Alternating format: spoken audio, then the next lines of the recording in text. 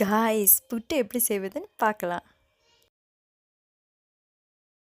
ஒரு பாத்திரத்தில் 4 கப் மைதா மாவை ஆட் பண்ணிக்கோங்க.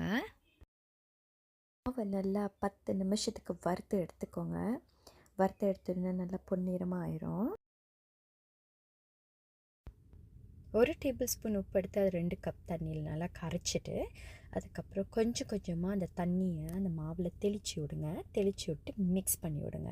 மிக்ஸ் பண்ணிவிட்டு அதுக்கப்புறம் திரும்பி கொஞ்சம் தண்ணியை நல்லா தெளித்து விட்டு திரும்பி மாவை நல்லா மிக்ஸ் பண்ணுங்கள். மிக்ஸ் பண்ணதுக்கப்புறம் பார்த்தீங்கன்னா கட்டி கட்டியாக உதிரியாக வரும்.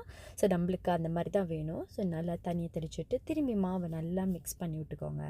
மாவு கடைசியாக நல்லா உதிரியாக கட்டி கட்டியாக வந்ததுக்கப்புறம் 2 கப் கோகோனட்டை ஆட் பண்ணிவிட்டு நல்லா மிக்ஸ் பண்ணி விட்டுக்கோங்க.